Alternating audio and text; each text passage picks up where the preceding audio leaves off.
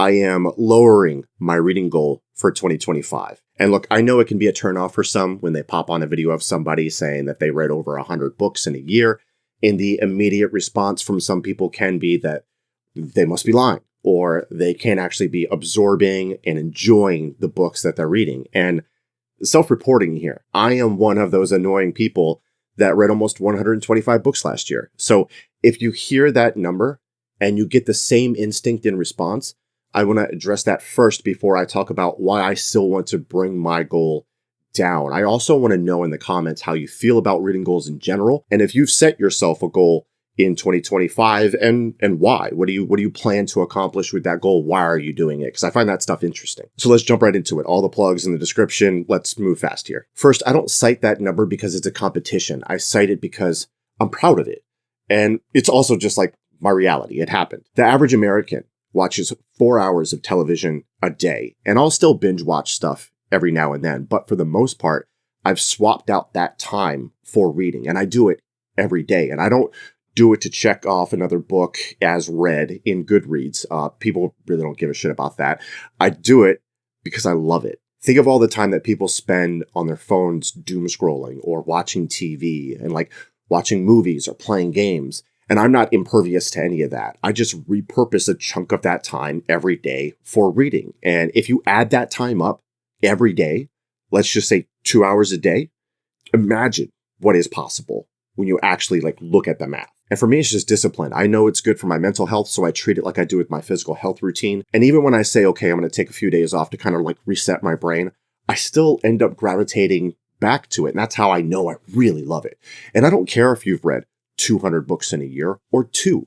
I don't think I'm better than anybody because I read more than them. In fact, the best comment I get is when people say that I got them back into reading. And then I see them in the book club or the Discord interacting with us. So I know that they're actually doing it. And even if they've only read one of those books a month, I'm proud as hell, man. I really feel like I made a difference in somebody's life. And I'm proud as hell of them too. And frankly, if you don't believe me because of a number I say and immediately tune out, like that's cool. I don't need to change that person's mind. I don't need to explain that this is my full-time gig. I don't need to beg for their understanding and approval. But if you have an open mind and are genuinely curious and you're asking how I can read so much in good faith, like, hell yeah, I'll try to help you view it from my angle and give you some tips and tricks. It's why I did a video called How to Read More. It's something I care about helping people with. Reading has so many benefits. And if you look at the statistics, I think especially in the US and like just overall in the world, I think the world could benefit from having more avid readers. And as far as the question, do I absorb what I read? Listen, I do everything I can to boost my comprehension when I'm in the trenches, when I'm locked in. I'm talking about immersion reading at every opportunity. So I'm listening to the audio while reading the physical copy. I'm talking about actively reading. So I'm highlighting interesting facts in my history books, cross-referencing similar books that I own that I've already highlighted on the topic that I'm looking at, or I'm even searching out academic papers that go even deeper on subjects that snag my brain. Nobody is going to remember everything they read. And I honestly couldn't put like a percentage on it. But despite the volume, I'm not rushing through things. If I hit 5 books in a month instead of 8 or 10, it doesn't bother me. There's no like logical, sane, healthy reason why it should. And I'm not speed reading or anything like that. I'm probably just like a touch above average when it comes to reading speed. I'm just doing it a lot. Okay, so with that said, why do I want to lower the goal? Why am I doing this intentionally? Part of it is because I want to live in some of these worlds a bit longer and really soak in them and appreciate them fully, which means I'm taking down longer books. Like right now, I'm reading through Liveship Traders by Raab and Hobb. Each book is over 800 pages, but I love it.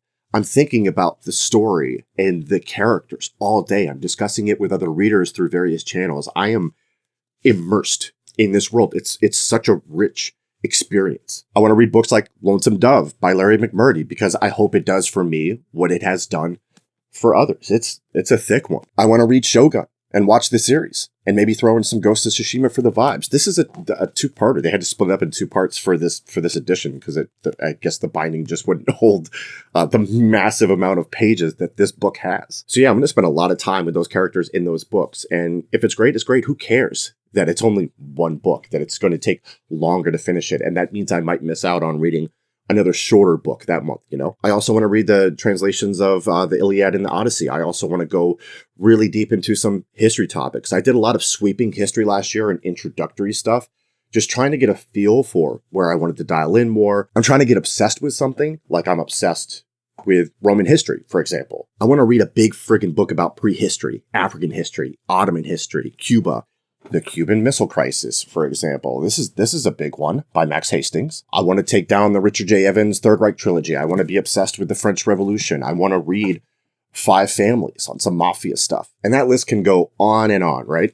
But I want to go from the casual knowledge to a more advanced, well-rounded understanding, like I have with Roman history for multiple subjects. And again, part of the reason I had such an aggressive 2024 reading goal is because I wanted to read books from so many different genres and authors to really hone in on my reading taste. And I think I've got that calibrated. So now I can just like put the shotgun tactic aside. And that's not to say that I won't mix in like a palate cleanser or get in the mood to grab something short. That's still going to happen. Some of the shorter books that I read last year, I mean, they pack a serious punch.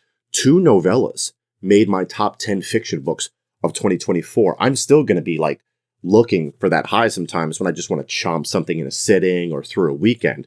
Now, I've been reading more manga recently too, and I actually don't count that towards my goal. I don't care if you do or not. That's up to you and between you and God. But like those mangas may actually work better for like that palate cleanser, that chaser, because I can also work on them on the side. But ultimately, for the reasons I mentioned, it's time to take down some door stoppers and really get stuck in. Now, the other reason flies in the face of all the mess I talked about up top in the video in terms of swapping out other forms of media and entertainment for reading. But sometimes you just have to be honest with yourself. And hey, there are other forms of entertainment that I love. I am not a reading robot. I like a lot of stuff. For instance, right now I'm doing my 3rd playthrough of Red Dead Redemption 2. And I know I'm going to put something like at least 70 hours into that game over time. I mean, it's why I'm fiending to read Lonesome Dove too. So there's like a tie-in there as well. It's getting me in like this Western vibe. And I really want to explore that and take full advantage of that. I started playing Red Dead Redemption 2 when I felt like during the holidays, okay, we did the thing this year. Let's recharge. Now, in that time, I still like read like 400 pages of Madship, but that was at like twice as long that it would usually take me to get that down. So regardless, I prioritized gaming to a higher degree than I had all year in that span. Now, here's where I know I'm going to get caught up after Red Dead. The game that has my whole heart doesn't have a yearly release like Call of Duty. In fact, on average, we only get a release once every 5 years. It's the Civilization franchise. And Civilization 7 comes out on February 11th, 2025. Even earlier with some additions. But if you've found this channel through one of my history book videos, it shouldn't be hard to put 2 and 2 together and figure out why I would be enamored with that game. Now, before I was married and had a family and all that, I did a stint where I traveled for work. I was shooting marketing videos for real estate agents across the country. And if I wasn't reading A Song of Ice and Fire, I was probably face down in a laptop playing Civilization 5. I'm talking on the plane, at the hotel, in between clients. And I have the screenshot from Steam to back that up. Over 1,000 hours on that one game alone. That's 100 average length books I could have read in that span just by swapping out that one thing.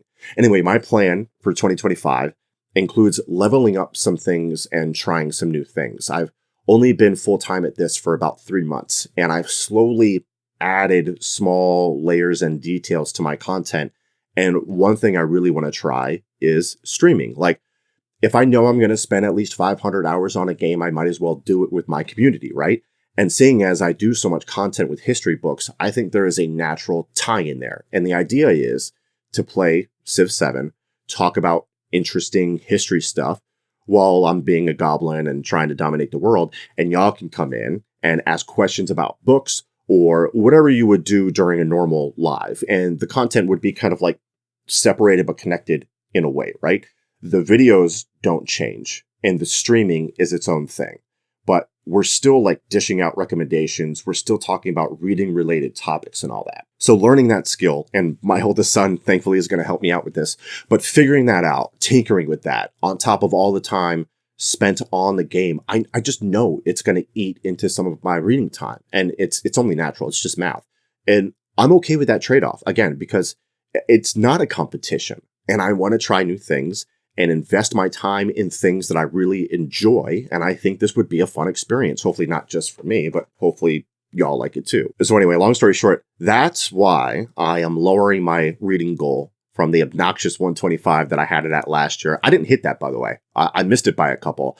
And I didn't feel compelled to eat like some quick novellas to hit it. I didn't care. I felt like I had a great reading year and accomplished a lot and learned a lot. And that's what mattered to me, like at a personal level. So I'm not going to have a goal. My goal is going to be 0 on Goodreads. In my head, the goal is going to be 1. And then when I read 1, the goal becomes 2, and so on. And this was a bit of an impromptu video, and I hope it all flowed and made sense. I'm sorry if it didn't. If you enjoyed it, you know the drill. Like, subscribe, ring the bell, all that stuff. Check out my Sickos Bindery community. And yeah, I appreciate y'all. Let's have a banger 2025.